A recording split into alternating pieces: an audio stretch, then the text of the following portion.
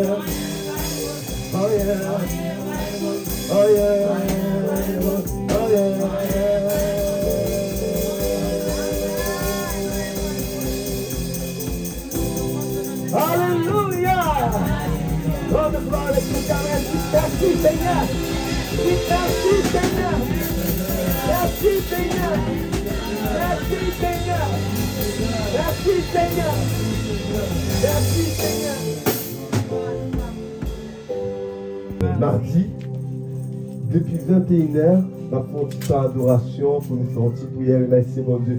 Après, on a pu demander. Nous allons rien demander avec le Seigneur mardi. Nous allons vraiment passer un temps dans la louange. Je prendrai le temps de vous saluer vraiment, bien sûr, mais il n'y aura pas de prédication mardi, si ce n'est qu'un temps d'amour que nous allons partager, un temps de convivialité. C'est pour cela que j'invite vraiment, on n'a pas prévu les choses, on ne les a pas programmées. C'est pour ça que je n'ai pas mis à l'heure de fin, parce que je veux vraiment finir dans l'ambiance pour que chaque personne a le temps de se saluer, parce que ce n'est pas tous les jours dans l'année 2024. On a le temps d'aller voir la sœur, les frères, aller lui dire un tel, ça va. Si on commence par fixer des rendez-vous, je suis sûr que vous allez programmer d'autres choses. Donc pour éviter, donc on va faire les choses entre nous. C'est que nous qui va être ensemble. Si on doit quitter ici à midi, on quittera à midi, mais ça m'étonnerait. Mais ça n'empêche qu'on va faire en sorte pour que vous ayez le temps, si vous voulez témoigner, que vous puissiez témoigner. Si vous voulez dire quelque chose, que vous puissiez le dire. Mais bien sûr, après minuit, bien sûr, parce qu'on va entrer en 2025 en feu avec adoration. C'est pour ça que je voulais que, comme je connais pas mal des situations de nos musiciens, nos chanteurs, donc on va peut-être voir si on peut répéter aujourd'hui, mais plus tard, mardi. Donc vraiment, il faut qu'on répète le chant qu'on va chanter, parce qu'il faut qu'on rentre en 2025 en feu. Qui veut entrer en 2025 en feu? Amen. Non, mais je n'ai pas dit qui veut vraiment participer, il dit qui veut entrer en feu. Amen. Amen. Donc voilà, moi je veux entrer en feu en 2025, je ne vais rien laisser. Parce qu'en fait, le fait que tu rentres en feu, c'est comme si tu démarres, tu prends la couche, tac, tac, tac, tac. Mais après la fin de 2025, ce ne sera rien pour toi. Pourquoi? Parce que tu es déjà entré en feu et rien ne peut t'empêcher. Mais si tu rentres à moitié morte, c'est sûr que tu risques pas de sortir vivant en 2025. Donc alors on rentre en feu, on démolit 2025, on prend toutes les grâces que Dieu nous a données à l'intérieur et on les gagne pour la gloire de Dieu. Ce matin, je vais terminer ma prédication. Avant de terminer, je prends le temps de vous saluer, de vous remercier d'être là ce matin. C'est la première dimanche 29 décembre que j'ai passé à l'église. c'est pas tous les dimanches qui sont c'est pas tous les dimanches qui sont le 29 décembre. Et surtout, c'est une journée spéciale pour moi. Je remercie le Seigneur de m'avoir donné la vie. Je remercie le Seigneur parce qu'il m'a donné une église, il m'a donné une famille. Vous êtes une famille pour moi et je ne peux pas compter cette grâce tellement qu'il est multiple pour moi. À chaque fois que je vais mettre ici pour parler de la part de Dieu, j'ai pris pour que l'Éternel m'investisse pour que je puisse parler rien que pour sa grâce. Et quand je prêche, j'essaie d'être béni avant vous. Ouais, voilà, je suis un peu du genre à être un peu, comment on appelle ça, je sais pas comment on peut, égoïste dans ce sens. Parce qu'il faut que si la prédication ne peut pas me bénir, je ne suis pas sûr qu'il va vous bénir. Mais s'il me bénit, si vous ne trouvez rien, c'est parce que vous n'avez pas vraiment été à l'écoute. Parce que je suis sûr que c'est que je prêche, moi-même, je trouve ma propre part dedans, et vous allez trouver. Donc, avant de m'assurer que vous apportez quelque chose de bon, je m'assure qu'il est aussi bon. C'est comme une mère qui cuisine. Avant qu'elle donne à manger avec ses enfants, on fait ça, on goûte avant qu'on le serve, non, maman? Vous goûtez le repas avant. Soit si c'est bon, si c'est bon, on le donne, si c'est pas bon, on va dire, ah, je ne vais pas lui donner. Je te donne autre chose. Donc, c'est ce que je fais. Je goûte avant, si je vois que c'est bon, ben, je partage. Si c'est pas bon, comme ça, je garde pour moi. Et grâce sous grâce, depuis mercredi, je commence ça. Et j'ai porté un support dans mon cœur depuis le début. J'ai parlé des rues. Et merci pour cette fameuse texte de tout à l'heure. Là. J'ai dit, Hervé m'a pas envoyé des textes pour la lecture. Et je vais lui imposer entre le psaume 29 et le psaume 24. Il vient me dire, il m'a dit psaume 29. Il dit, mais qui t'a donné le psaume 29? Il m'a dit, frère 26. Je dis, merci à tous ceux qui ont trouvé ça parce que l'esprit communique avec l'esprit. Ce n'est pas simplement un psaume de grâce, mais c'est un psaume de gloire. C'est un psaume de gloire. Il dit que le roi de gloire fasse. Non, pardon. C'est pas ça. Je dis, dans son palais, tout s'écrit gloire. Pardon, c'est les deux que je voulais. C'était l'un colle à l'autre. Donc, dans son palais, tout s'écrit gloire. Donc, mais bon, Frère Evans ne connaît pas un peu le système, c'est pour ça qu'il ne l'a pas fait. Il n'a pas appuyé sur cette fameuse. Dans son palais, tout s'écrit gloire. Alors, c'est gloire que nous rendons à Dieu. Mais je me rappelle, quand nous parlons de gloire, nous parlons de grâce. Et il y a des conditions. Ce n'est pas forcément quand on dit, ah oui, vous recevez la grâce de Dieu gratuitement. Il ne faut pas entendre ça. Quand on dit grâce de Dieu gratuitement, il y a une condition pour recevoir la grâce de Dieu. Ne vous surprends pas trop, la grâce a toujours des conditions. Dieu ne donne pas la grâce n'importe comment. Je dis même la dernière fois que la grâce, elle est providentielle. Pourquoi Ruth a eu la grâce de Dieu et pas Orpa? Vous vous êtes jamais posé la question? Il y a eu des femmes quand même. Et ce n'est pas des hommes qui auraient pu remplacer ces femmes. Parce que rappelez-vous, il y avait Boaz, il y avait un autre. Donc les deux pouvaient donner un descendant, l'une à Maclon et l'autre à Quijon. Donc pourtant, Orpa a décidé de ne pas suivre sa belle-mère. Elle a bien décidé de rester. Or, la Bible ne nous a jamais dit nulle part. Il y a un texte qui est écrit Orpa dans la Bible, mais pourtant, il y a bien un livre qui s'appelle Ruth dans la Bible. Oui ou non? Et cette Ruth-là, la parole de Dieu nous dit, l'Éternel lui a fait grâce. J'ai parlé avant de Ruth, j'ai parlé de Tamar. Je parlais de Tamar, cette femme cananéenne qui, elle a eu un premier mari qui était tellement méchant, Dieu l'avait tranché, parce que tout simplement, Dieu a constaté qu'il est tellement méchant, il ne méritait pas de descendance. C'est un peu comme ça marche dans la loi de Dieu. Donc du coup, il n'a pas eu de grâce non plus, lui. Il a eu un deuxième, Judas a dit, bon vas-y Tamar, je vais t'en donner un deuxième. Malheureusement pour lui, quand il allait faire, vous savez, voilà, quand il est entré en relation avec lui, il jetait sa semence. J'ai dit, lui non plus, il n'est pas bon, supprimé. Donc Judas a eu peur, il a dit, bon, je perds le premier, je perds le deuxième, sûrement pas le troisième. Et Judas n'a pas donné le troisième fils avec Tamar. Et à la finalité, Tamar se trouve contraint à se mettre en position de prostituée afin d'entrer en relation à Judas. La situation paraît tellement grave et très triste pour voir les telles personnes. On dit demain, jamais on aurait dû voir un Tamar, une descendance de Tamar entrer dans la généalogie de Jésus. Pourtant, Tamar fait partie des lignées.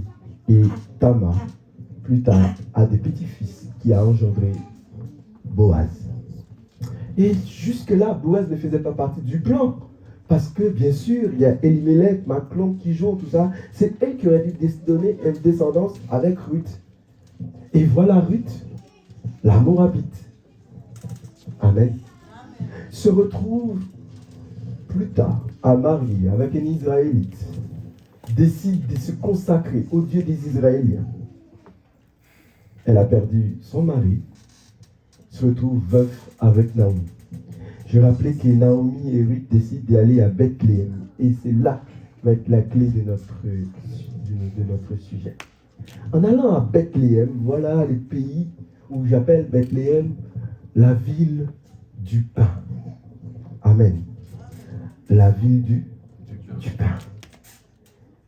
Et cette ville du pain, qui a été promis à Joseph et Marie, qui vont avoir un enfant. Et cet enfant va être né dans la ville du pain, la ville où il y a la joie. Amen.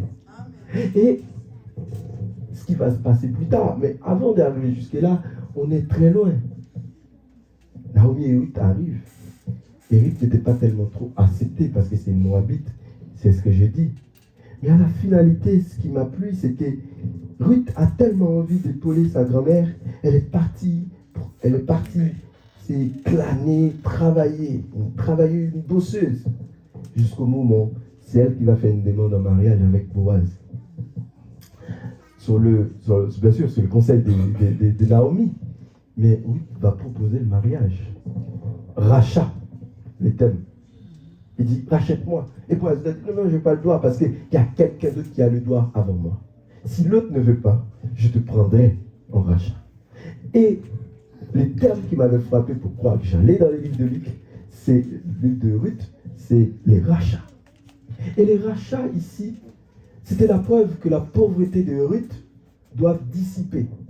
Ruth ne mentait pas simplement un rachat parce que sa situation était bonne, mais c'est parce que sa situation était justement mauvaise.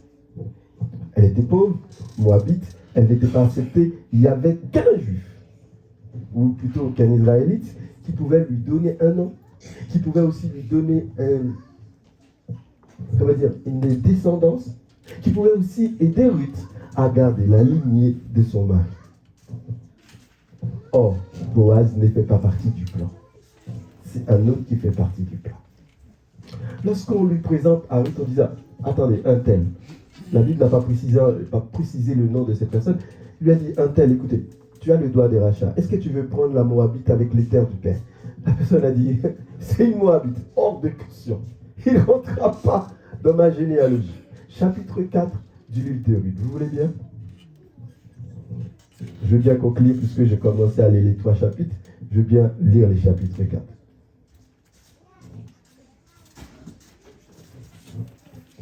Ruth chapitre 4. Alors, je prends, il y aurait d'autres textes à lire.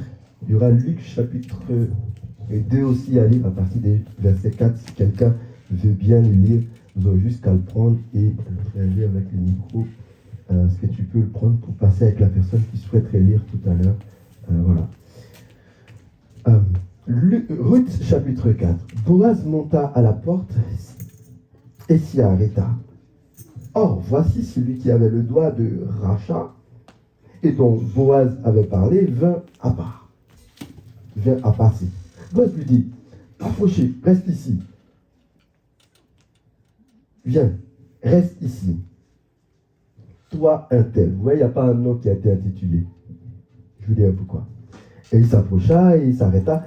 Boaz prit alors 10 hommes parmi les anciens de la ville et lui dit, asseyez-vous ici, et il s'assied. Puis il dit à celui qui avait le droit de rachat, Naomi est venue du pays de Moab, a vendu la passerelle de terre qui appartient à notre frère Elimelech. Je cru devoir t'informer et te dire, Aquila, en présence des habitants et en présence des anciens de mon peuple. Si tu veux le racheter, mais si tu ne le veux pas, déclare-le-moi afin que je le sache, car il n'y a personne avant toi qui ait le droit de rachat. Et je l'ai après toi. Et il répondit, je rachèterai. Boaz dit, Boaz dit, le jour où tu as acquéri le champ de la main de Naomi, tu l'acquériras en même temps de Ruth. Boaz précisait, de Ruth, la Moabite, femme du défunt, pour élever le nom du défunt dans son héritage.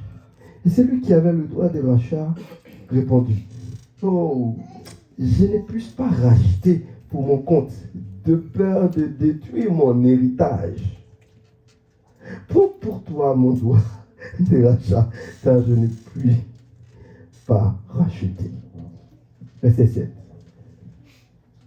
Le frère en question ne veut pas salir son nom, tellement Ruth portait l'opprobre.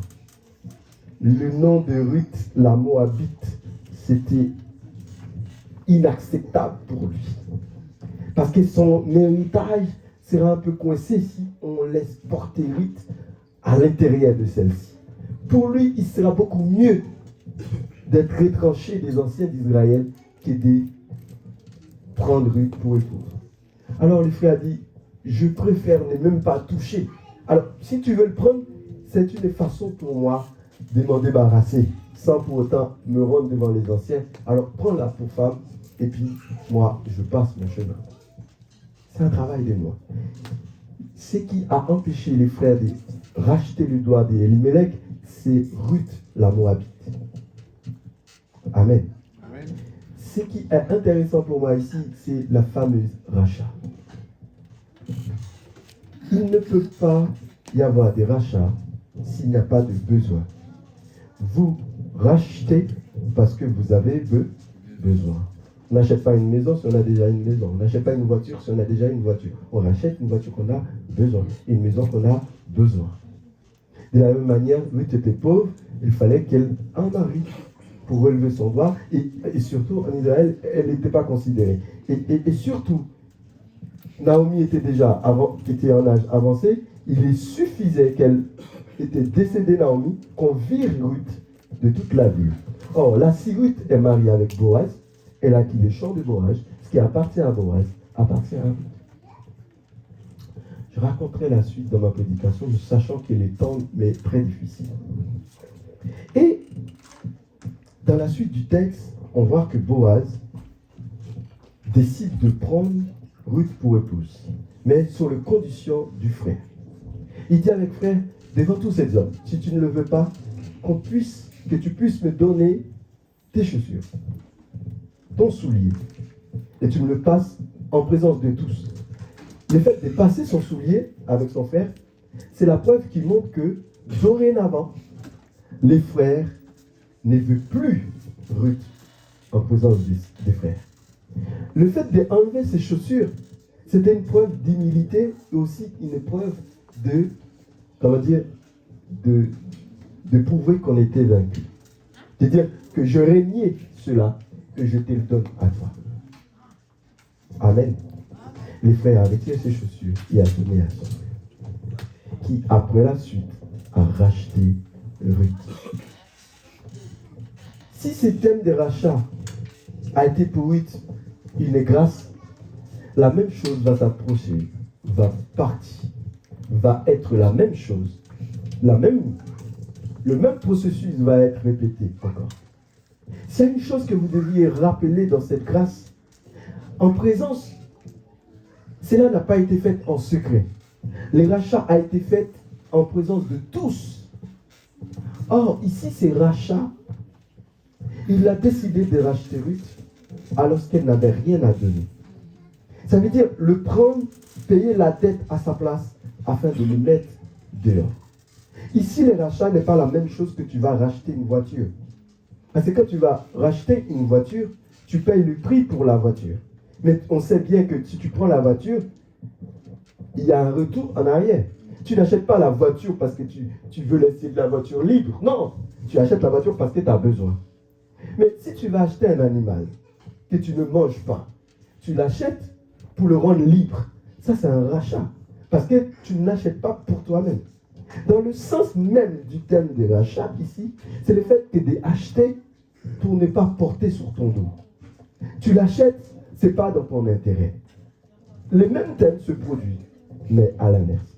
Ce n'était pas dans l'intérêt de Dieu de nous racheter, c'était dans l'intérêt de nous aimer. Ce n'était pas dans l'intérêt de faire travailler que Boaz à la racheter avec toute sa famille, mais dans l'intérêt de l'aimer. Dans l'intérêt de marier avec elle.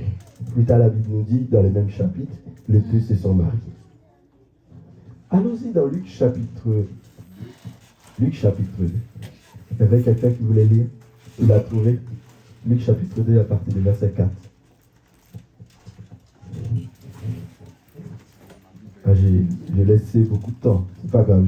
Je commence à lire parce que c'est la personne. Luc chapitre 2, à partir du verset 4. Je commence. C'est pas grave. Joseph aussi monta de la Galilée, la ville de Nazareth, pour se rendre en Judée, dans la ville de David, appelée Bethléem. Parce qu'il était de la maison et de la famille de David, afin de se faire inscrire avec Marie, sa fiancée, qui était enceinte. Pendant qu'il était là, le temps où Marie devait accoucher arriva. Et elle enfanta son fils premier-né. Elle le maillota et les coucha dans une crèche parce qu'il n'y avait pas de place pour eux dans l'hôtellerie. Verset 8. Il avait dans cette même contrée des bergers qui passaient dans les champs, les villes de la qui passaient dans les champs, les villes de la nuit pour garder dans les champs, les veillées de la nuit pour garder les troupeaux, Et voici un ange du Seigneur les apparut, et la gloire du Seigneur resplendit autour d'eux. Il fut saisi d'une grande frayeur. Mais l'ange leur dit, ne craignez point, car je vous ai annoncé une bonne nouvelle qui sera pour tout le peuple le sujet d'une grande joie.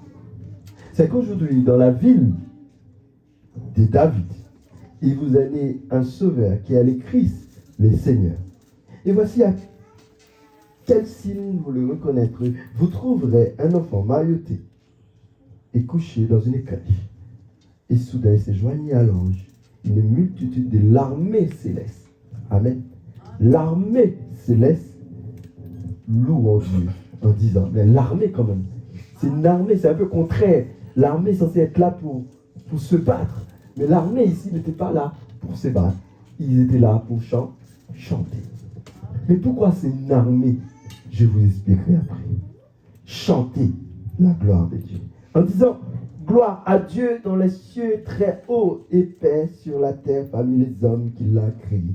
Parce que les anges, ils quittaient pour retourner au ciel. Les bergers se disent les uns aux autres, allons jusqu'à Bethléem et voyons ce qui est arrivé et que le Seigneur nous a fait connaître. Ils y allaient en hâte et ils trouvaient Marie, Joseph et les petits enfants couchés dans la crèche. Après l'avoir vu, ils racontaient ce qui avait été dit au sujet de ce petit enfant. Tout ce qu'ils entendirent fut dans l'étonnement et ce que leur disaient les bergers. Marie garda toutes ces choses et les repassait dans son cœur. Verset 20, je m'arrêterai là.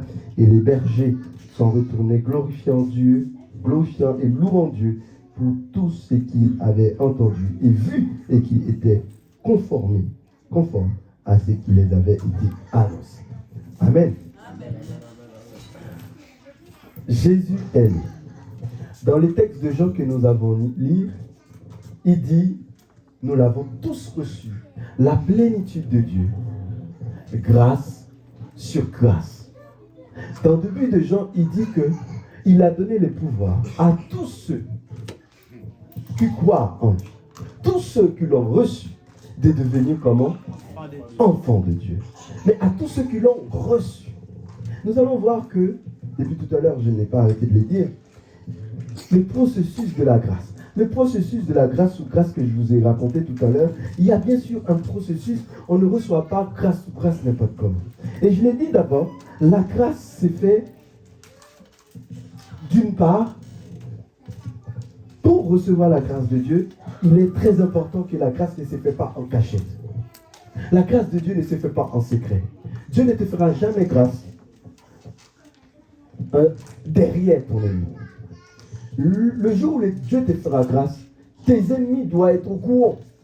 Ils doivent le savoir. Parfois, tes ennemis seront au courant bien avant toi que l'Éternel t'a fait grâce. C'est en présence de toutes les personnes qui critiquaient Naomi que les personnes venaient le voir. Naomi, au chapitre 4, à la fin, ils viennent voir Naomi et disent, Naomi, franchement, Dieu t'a fait grâce. Ruth est pour toi. Ruth est pour toi. L'enfant que Ruth t'a donné, la joie que Ruth t'a apportée, te valent plus de 7 fils. C'est en présence de toutes ces personnes que les témoignages de Ruth ont été racontés. Je n'ai pas lu tous les chapitres parce que je veux les concentrer. Vous les récitez un peu. Et ils étaient étonnés parce que la grâce que Dieu a fait avec cette jeune dame était présente. Jésus aussi. Les anges témoignent de cette grâce. Grâce sur grâce. C'est une grâce après l'autre. C'est une grâce en continuité. Quand je dis grâce sur grâce, que Dieu te fait grâce aujourd'hui, mais il continuera à faire demain, il continuera à faire après-demain. C'est une multitude de grâces. Et je rappelle que la grâce d'abord, bien sûr, ne se fait pas en cachette, mais se fait en présence de tous. Mais la deuxième chose, bien que la grâce se fait en présence de tous, la grâce agrée la volonté de celui qui veut. Dieu ne fait pas grâce avec celui qui ne veut pas la grâce. On ne trouve pas la grâce par terre. La grâce ne s'ouvre pas dans un chaudière qu'on a laissé sale de côté et vous y allez demain et vous trouvez la grâce. Ça n'existe pas. Vous voulez la grâce de Dieu? Vous voulez la grâce de Dieu? Vous voulez que Dieu vous fasse grâce? Alors cherchez la grâce. Soyez prêts à le recevoir. Vous ne trouverez pas la grâce si vous ne croyez pas en grâce. Si vous n'êtes pas prêt à mettre votre tien, il y a un effort qui a été fait. Je raconte l'histoire de Naomi, de Ruth, en disant que pourquoi Orpa n'a pas eu la grâce que Naomi a eu, Ruth a eu. C'est parce que Orpa a décidé de partir le jour même où sa belle-mère lui a dit, ma fille, écoute, je n'ai pas d'autre homme pour toi. Tu peux entrer dans ton pays. Elle a baisé sa belle-mère, elle a dit, bon, vas-y, c'est bon, tout est fait, au revoir. Et la logique, naturellement, Orpa savait que c'était vrai. Elle ne pouvait pas lui donner d'autres enfants parce qu'elle était déjà entrée en âge. Ce n'est pas possible. Et Naomi n'avait pas de petit enfant qu'on aurait dit, Orpa, attends. Non, elle a décidé de partir. Mais Ruth avait une grâce providentielle. Elle savait que même si elle n'a pas d'enfant, celle qu'elle pouvait avoir dans l'excellence de Dieu, Dieu pouvait lui donner. Elle a décidé de suivre. Donc la grâce, voyez-vous, volontairement, Ruth le voulait. La grâce volontairement, les chrétiens d'aujourd'hui doivent les chercher. Oui, l'Éternel fait grâce aux hommes. Il fait grâce aux opprimés. Il fait grâce avec tous ceux qui les veulent. Il fait grâce aux prisonniers. Il ne suffit pas. Ce n'est pas parce que tu es un tueur que Dieu ne peut pas te faire grâce. Ce n'est pas parce que tu es un méchant que Dieu ne peut pas te faire grâce. Ce n'est pas parce que tu es un voleur que Dieu ne peut pas te faire grâce. Ce n'est pas parce que tu es quelqu'un qui a été dans ton passé, je ne sais pas quoi, un gangster, un ci, un ça, que Dieu ne peut pas te faire grâce. Mais qu'est-ce qui empêcherait Dieu de te faire grâce? C'est lorsque tu décides de demeurer dans les péchés.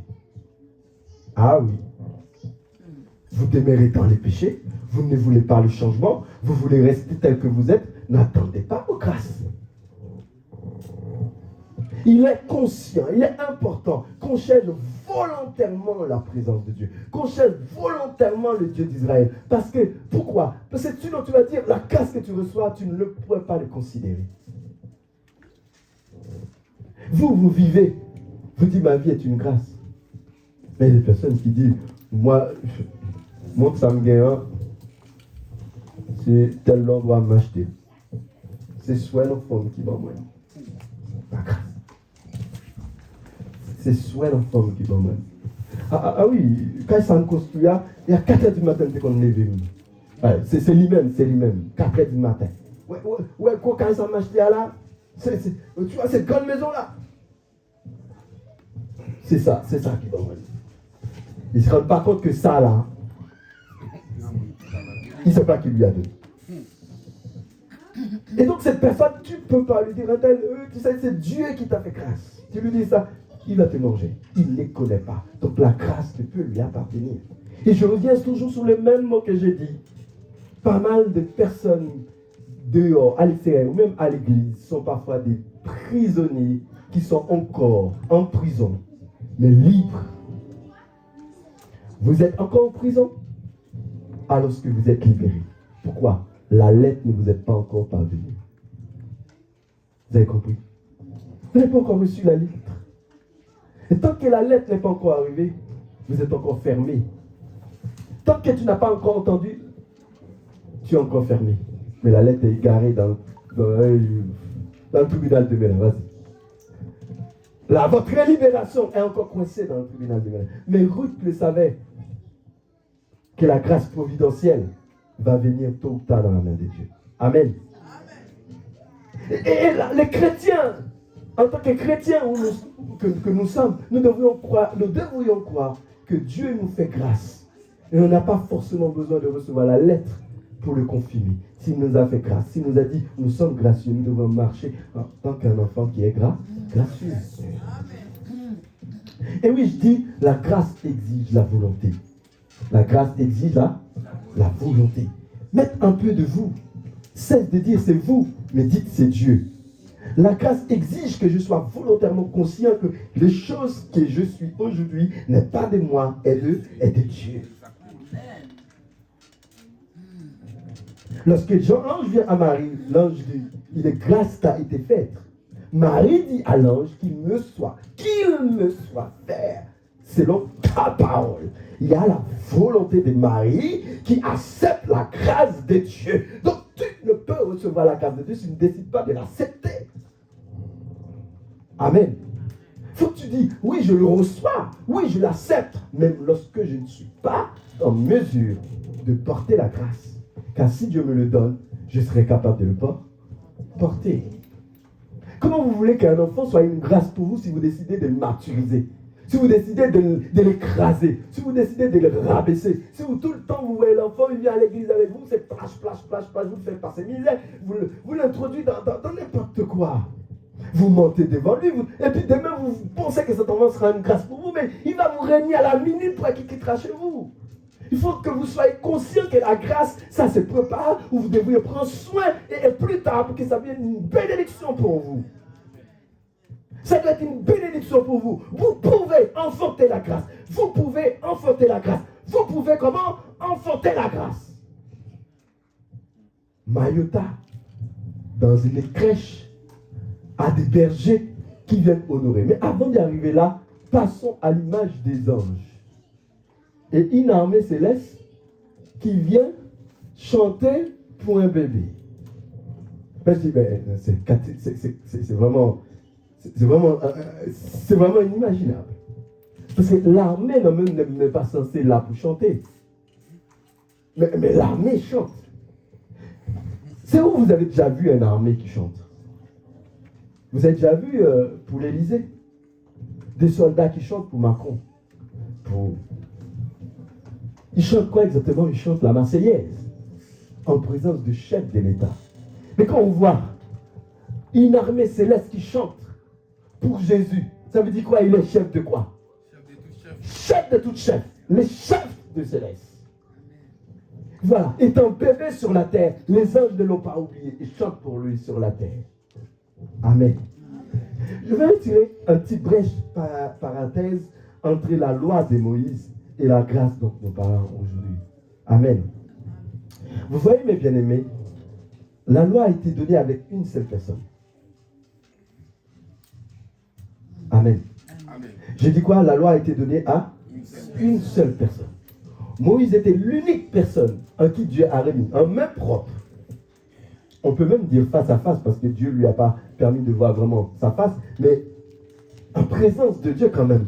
Moïse a reçu les tables de la loi. Et la parole de Dieu nous dit, Dieu n'a pas contenté d'écrire, après aller voir Moïse et dit, tiens Moïse, Dieu a écrit la loi en présence de Moïse. Il a dit, Moïse, écris.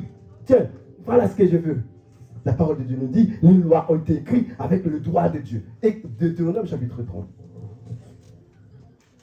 Dans les livres de Deutéronome, la parole de Dieu nous dit, l'Éternel écrit la loi à Moïse et lui donne une loi. Et lorsqu'il lui donne la loi, et Moïse doivent aller rapporter la loi au peuple d'Israël. Pardon, Deutéronome 20. Il nous parle des 10 commandements. Non, Exode 20, pardon. Il nous parle des 10 commandements. Voyez-vous, ma bien-aimée, la loi a été donnée pas avec plusieurs personnes. Tellement la loi était importante, tellement la loi était cruciale, tellement la loi était quelque chose à ne pas laisser transformer, changer. Il a été donné à une seule personne pour confirmer et pour porter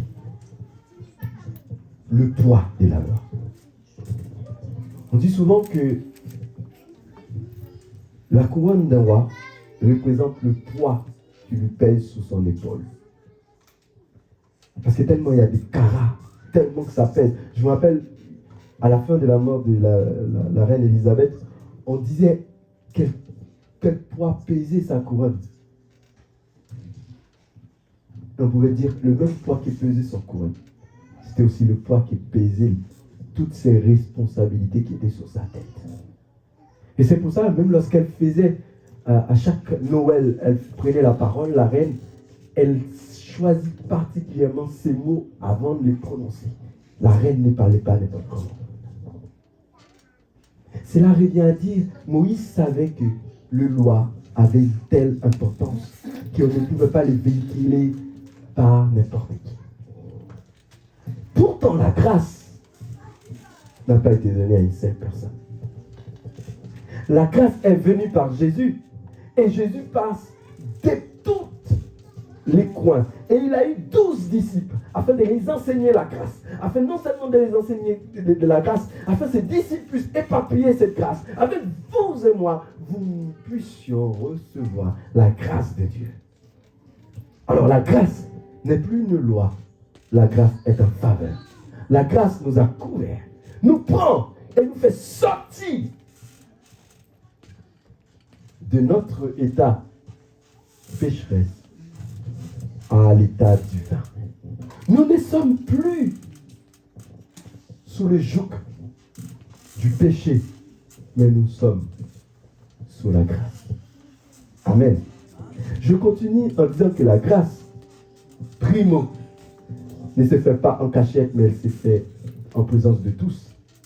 Deuxième chose, qu'il y a la volonté. Faut que vous mettez, il faut que vous croyez, il faut que vous acceptez de recevoir la grâce. Autre chose, je continue.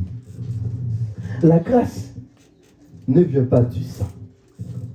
Jean chapitre 1er, verset 14. Si on veut aller lire. La grâce ne vient pas du sang. C'est pas parce que c'est même maman avec moi-même que mon Dieu qui a fait grâce. Amen. C'est pas parce que nous-mêmes sang. C'est pas parce que c'est haïtien, c'est haïtien. Il y a des personnes qui disent, ouais, je vais aller dans l'église haïtienne, c'est là ma plus bénie. Non, ça ne veut rien dire. C'est pas parce que tu vas dans l'église haïtienne, église blanc, église MLK, église chot. C'est pas ça.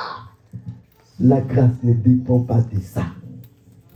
La grâce ne dépend pas de sang. La grâce ne dépend pas des amitiés. Ce n'est pas une question de contact. Ce n'est pas une question d'amitié. Ce n'est pas une question de contact. Ce n'est pas parce que tu vas chercher à connaître un homme très connu, tu vas recevoir la grâce.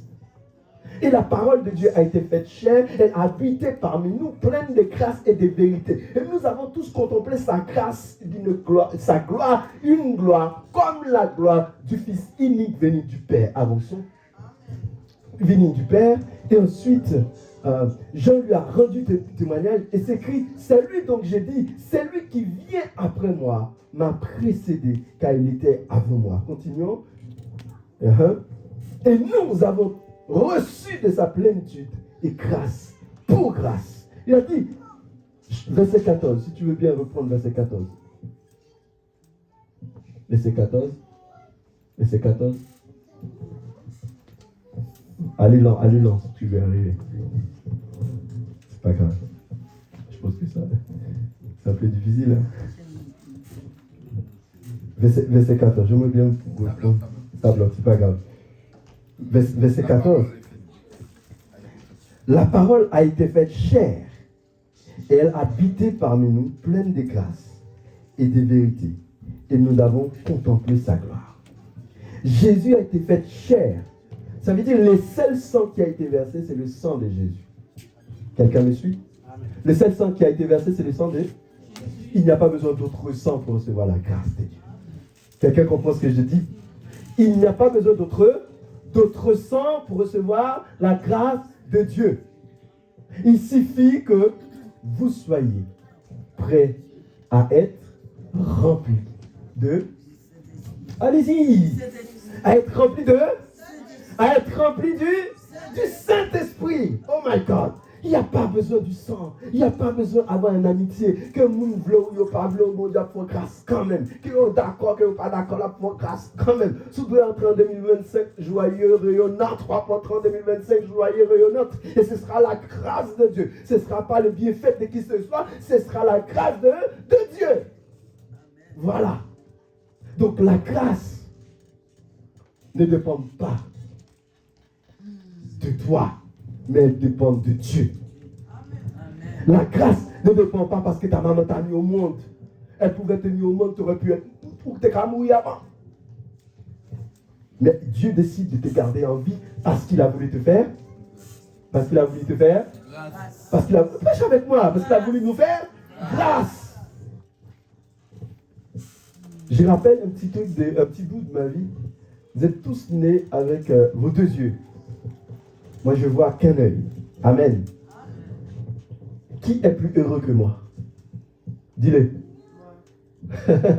Je ne pense pas. Oui, mais chacun des autres dirait, mais je suis plus heureux. Je ne pense pas que j'aurais souhaité avoir deux. Parce que je suis tellement habitué avec un, j'ai l'habitude de voir depuis toute ma vie comme ça. Et je suis plus gracieux que n'importe qui au milieu de vous. Parce que Dieu m'a fait grâce. Je vis, c'est le plus important. La vie n'était pas plus importante que la mort. La vie n'était pas plus grande que tout ce qu'on peut recevoir de ce monde. Car lorsqu'on a la vie, on a tout. Lorsqu'on a la grâce de Dieu sur nous, on a tout. On n'a pas besoin des restes. Et c'est pour cela que l'homme se fatigue à avoir les miettes de ce monde. Les miettes qui vont perdues, qui vont faner. Moi, je préfère passer ma vie dans la présence de Dieu que passer mon temps à chercher une richesse qui va être pourrie. Disons-le, qu'est-ce qui ne va pas pourrir dans ce monde? Dis-moi, qu'est-ce que vous possédez que vous n'allez pas jeter demain? Les vêtements que vous portez là, qui sont les plus beaux sur vous, demain vous la détestez, vous la laisserez en haut. Et quand vous voyez cette fameuse costume, je commence par en avoir marre, mais personne ne pouvait l'emporter autant mieux que moi. J'aimais tellement le porter à un moment donné, maintenant même pour le porter, je réfléchis à 3 fois avant de le porter. Vous imaginez comment je suis maintenant? On change d'avis. Les chaussures que je portais avant que je dis oh chérie, merci, mais c'est parce que tu m'as acheté une chaussure. Mais demain, je vais mettre comme ça, je balance. C'est des richesses qui vont pourrir. Tout ce qu'on possède de ce monde vont pourrir, vont gâter, vont jeter. La nourriture que tu manges, que tu dis ma chérie, c'est très bon, demain tu n'en veux plus parce qu'ils ne sont pas bons. La maison que tu as il y a 2 jours, il y a 3 jours, demain tu n'en veux plus, tu veux changer parce que c'est plus la maison qui te déterre, tu en as déjà vu un autre. La voiture que tu as dépensé des millions, des milliards d'argent pour acheter avec le sueur de ton visage, 2-3 jours plus tard, tu n'en veux pas parce que cette voiture te donne trop de problèmes. Une richesse encore qui va être pourrie. Je dis quoi? Une richesse qui va être pourrie. Mais la grâce de Dieu, je dis bien, la grâce de Dieu ne pourrira jamais. La grâce de Dieu ne pourrira jamais. La grâce de Dieu ne pourrira jamais. Alléluia. Et c'est là qu'il nous faut comprendre que la grâce ne pourrira pas. La grâce ne se donne pas par le lien du sang, mais la grâce de Dieu donne par le Saint-Esprit, par Jésus-Christ. Si vous croyez en Jésus-Christ, vous avez la grâce de Dieu. Amen. Vous croyez cela? Si vous croyez en Jésus-Christ, j'ai dit quoi? Nous avons la grâce de Dieu. Si vous croyez en Jésus-Christ, nous avons la grâce de Dieu. Amen. Je reprends autre chose. Ne vous inquiétez pas, je ne veux pas rester longtemps. La grâce provoque plein de choses. Vous êtes concentrés avec moi? J'ai dit quoi? La grâce provoque beaucoup de choses. Il y en a 3 choses que je veux parler, que je vais détailler un peu. Parce que je ne peux pas en parler du tout. La grâce provoque la repentance. La grâce provoque la régénération. La grâce provoque la multiplication. Vous savez, mes bien-aimés, il n'y a personne qui reçoit la grâce de Dieu et qui peut porter la grâce de Dieu tout seul. Même le plus méchant. Je ne lâche pas mes doigts pour dire que c'est vous qui sont méchants. Rappelez-vous, hein, je lâche mes doigts pour dire que vous pouvez être tous gracieux. Même le plus nul peut recevoir la grâce de Dieu. N'importe qui peut recevoir la grâce. Mais lorsqu'il reçoit la grâce peut faire 3 choses dans sa vie. Mais je remporte que 3. Parce que c'est les 3 choses que je vais vous expliquer. La première chose, la repentance. Jésus s'est fait chair. La parole de Dieu nous dit, il s'est fait chair. Il s'est fait homme. On aurait pu dire, est-ce que Jésus n'a pas gardé une petite part de méchanceté chez lui? Quand même, parce que tous les hommes, on est un tout petit peu méchants quand même. On a un tout petit peu de choses qui ne sont pas bonnes chez nous. Mais la parole de Dieu nous dit, Jésus était venu dans le monde, il a été fait chair, pas pour garder la mauvaise partie de l'être humain, mais pour garder la bonne partie de l'être humain. Parce qu'on dit qu'il était humain. Il y a une différence ici entre humain et divin. Parce que divin veut dire je possède tout, je n'ai pas de problème. Mais humain veut dire que Jésus peut souffrir. Humain veut dire que Jésus peut avoir à se dire, mais j'ai faim. Mais il a dit, j'ai soif. Il l'a dit. Pour autant, il a porté nos péchés. La repentance veut dire aussi, du coup, puisqu'il est capable de porter nos péchés, puisqu'il est capable de porter nos douleurs, puisqu'il est capable de porter nos hontes. Alors, quand je viens lui dire, Seigneur, je reconnais que j'ai péché, il est tout prêt pour me pardonner. Voilà la première partie des grâces. Ça veut dire, quand je dis, Seigneur, pardonnez-moi, ce n'est pas parce que tu ne mérites pas être coupable. C'est parce que le Seigneur dont tu as demandé pardon connaît pourquoi il doit te pardonner. Parce que ce n'est pas quelqu'un que tu as demandé pardon. Il va te dire, laisse-moi réfléchir. Mais pourquoi ça ne m'a pardonné là? Quel pardon monter? C'est inutile. Mais mon Dieu, lui maintenant, leur demande le pardon. Lui connaît pour qui ça pour le pardonner? Parce qu'elle était dans la même condition avec.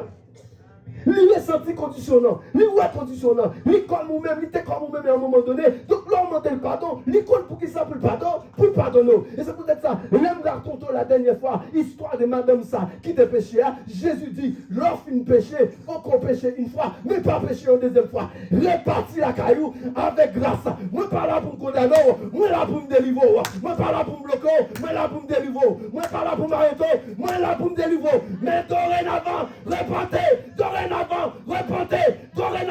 repentez. C'est ça la grâce. La grâce provoque la repentance. Vous n'êtes pas d'accord? La grâce provoque la repentance. La grâce provoque la régénération. Si vous recevez la grâce de Dieu, vous ne pouvez pas rester indifférent. Lorsque Jésus est venu au monde, les bergers l'ont salué. Cette grâce a été tellement magnifique qu'au point où toute l'humanité entière, j'aurais préféré que vous ne partez pas, toute l'humanité entière a ressenti la présence de Dieu. J'ai conclu, hein? Et dans cette grâce, on a choisi que la régénération, c'est qu'à chaque fois Jésus, il arrive dans un endroit, il a porté les pardons, il a porté la grâce. Grâce sous grâce veut dire, dorénavant, vous avez les carium et anticarium. Les carium, anticarium. La grâce au-dessus d'une grâce en continuité. Désormais, il y a ce qu'on appelle le surnaturel. La grâce, elle n'est pas naturelle. Mais bien aimé, si la loi est naturelle, mais la grâce, elle est Oui. C'est la dernière chose. C'est la dernière, pas dire plus grande chose encore. Si la loi est naturelle, la grâce, elle est surnaturelle. Parce que bon Dieu pardonne pour tout. Toutes sortes dit bon Dieu, il pardonne. Tout péché au fait, il pas condamné, même pardon, il pardonne. Il pardonne parce que ou bon, il pas pardonne. Il pas pardonne parce qu'on bon, il pas pardonne parce qu'on est bon parent, parce qu'on est arrière bon parent qui te fait bien. Il pardonne dans grâce surnaturelle, au-dessus des saletés qu'a fait, il fait le pour de manière gratuitement. Voilà la grâce qui régénère. Il régénère. Dans tout ce qu'on entreprend, on peut acclamer le Seigneur, mes bien-aimés. Il est le grand, il est le Seigneur des Seigneurs. Je remercie le Seigneur pour ce témoignage. Je ressentis vraiment une force en moi, en ce jour d'anniversaire, pour vraiment prier pour ceux qui les veulent un peu vers la fin du culte. Je prendrai le temps de prier parce que c'est tout simplement, c'est un jour béni pour moi. Et je veux qu'elle soit aussi bénie pour vous. Pour ceux qui les veulent, je peux vraiment prier avec vous. Posez les mains. Ce n'est pas quelque chose que j'ai fait tous les jours. Posez les mains à la fin du culte. Pour ceux qui veulent, on va chanter et on va aussi prier pour ceux qui les veulent en ces derniers jours, qui ne sera pas les 29 tous les jours. Tous les dimanches, ne sera pas le 29 décembre. Et aujourd'hui, c'est une journée assez spéciale. Pour ceux qui les veulent, je veux bien prendre le temps de prier pour vous à la fin de cette culte. Amen. Amen. Amen. Et il y a des personnes aussi que j'aimerais bien voir pour prendre des photos parce qu'on ne pourrait pas distribuer les cartes parce que, bien sûr, à cause de vos photos. Donc, je prendrai le temps de rappeler ça. Mes bien-aimés, je veux remercier le Seigneur pour ce qu'il a fait. Tout ce qu'il a fait, mes bien-aimés, je rends grâce au Seigneur pour cela. Seigneur, merci parce que à chacun d'entre nous, tu as fait grâce ce matin. Nous avons compris pendant toute cette semaine, tu as fait grâce à Ruth, tu as fait grâce à chacun d'entre nous. De la même manière, tu lui as fait grâce. Elle a pu se marier, elle a pu porter le nom. Elle a pu porter l'enfant qui mettra au monde le premier roi. Le roi que tu as choisi. Donc le premier roi que tu as choisi pour le peuple Israël. Toi, Seigneur, tu as fait grâce avec Ruth. Tu l'as fait grâce avec Marie. Tu peux encore les faire avec nous aussi. Cela veut dire que tu as fait grâce avec des personnes qui ne méritaient pas la grâce. Tu les as fait grâce. Et nous aussi qui ne méritaient pas la grâce, tu nous as fait grâce. Ce qui conclut que la grâce n'est pas humaine. La grâce n'est pas naturelle comme la loi, mais la grâce, elle est surnaturelle. Ce matin, Père, bénis chacun d'entre nous qui veulent recevoir cette grâce surnaturelle. Dorénavant, nous allons poser les mains sur eux. Et je veux que cet Esprit de Dieu, au moment où nous poserons les mains, que les doutes, les péchés, tout ce qui les manquait, cet Esprit de Dieu, dorénavant, viennent. Et tout ce qu'ils avaient de mauvais, tout ce qu'ils veulent faire fuir autour d'eux, les problèmes financiers, les problèmes, les difficultés, les douleurs, les maladies, le blocage, que dorénavant, cet Esprit de Dieu, que tout puisse s'enfuir et qu'ils puissent avancer avec toi à grâce, sous grâce. Au nom de Jésus. Amen. Amen.